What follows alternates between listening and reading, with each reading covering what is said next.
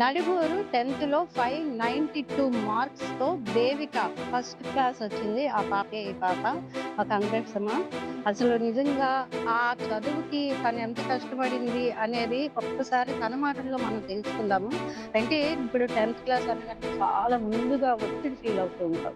అందులో ఈ స్కూల్‌లో అనేసరికి ఎలా అసలు అంటే మీకు చదువు చెప్పే మాస్టర్స్ గాని, ఇంకా టీచర్స్ గాని నిన్నెలాగా ఎంకరేజ్ చేశారు? దీనికోసం చాలా కష్టపడి ఉంటావు. ఎలా కష్టపడ్డావు? నమస్కారం మేడం. నా పేరు దేవిక. నేను 10థ్ క్లాస్ రిజల్ట్స్‌లోని 592 మార్క్స్ స్కోర్ చేశాను. నాకు చాలా హ్యాపీగా ఉంది.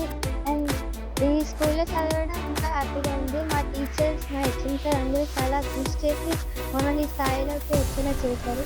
వాళ్ళు ప్రతి ఒక్కసారి మమ్మల్ని మోటివేట్ చేస్తూ ముందుకి నడిపిస్తూనే ఉన్నారు.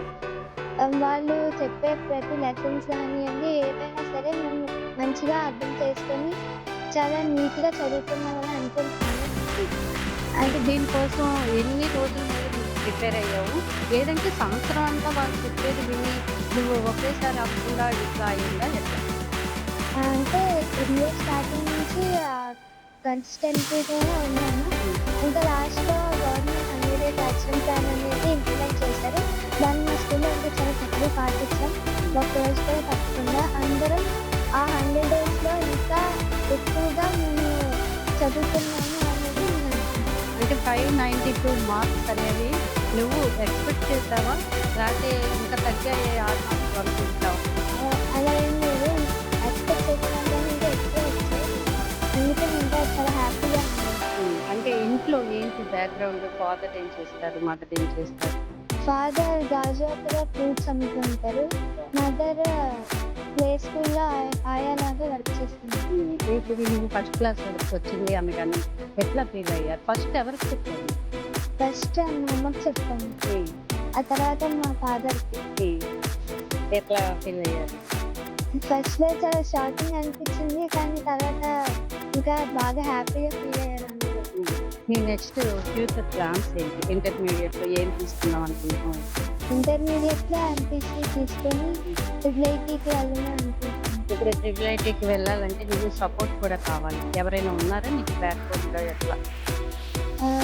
ఆల్రెడీ మా బ్రదర్ ఉన్నారు. లాస్ట్ ఇయర్ ట్రిపుల్ ఐటీ తీసుకున్నారు. ట్రిపుల్ ఐటీలో చదువుతున్నారు ఇప్పుడు. ఓకే. ఇప్పుడు తన దేవత చెప్పిన వాళ్ళ బ్రదర్ తినేనండి మీ పేరు? అవును. పవన్ కుమార్. అంటే మీరు చెప్పండి. ఇప్పుడు మీరు ఎట్లా కష్టపడ్డారు? మీకు 10థ్‌లో ఎన్ని వచ్చాయి? ఎన్నొస్తే ఈ ట్రిపుల్ ఐటీకి వెళ్లారు? మీ గురించి. నమస్తే మేడం. నా పేరు ఇన్వంది పవన్ కుమార్.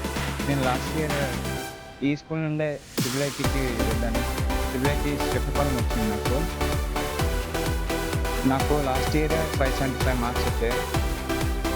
ఇక్కడ ఉన్న ఉపాధ్యాయుల వల్ల మేము అంత అన్ని మార్క్స్ గెయిన్ చేయడానికి వీలైంది.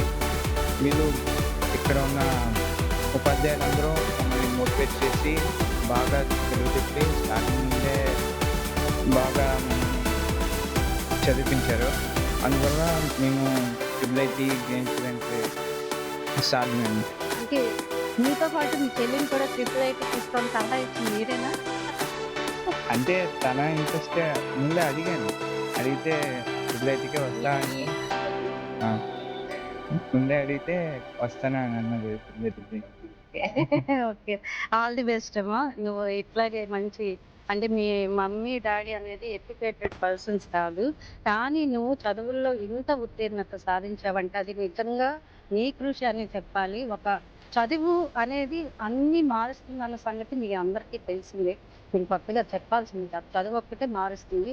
అది పేదరికం నుంచి డబ్బుకెళ్ళాలన్నా, ఏదైనా పొజిషన్‌కెళ్ళాలన్నా ఆల్ ది బెస్ట్ నీకు. Thank you. మాకు ఇంత మంచి ఇంటర్వ్యూ ఇచ్చినందుకు thank you very much. All the best.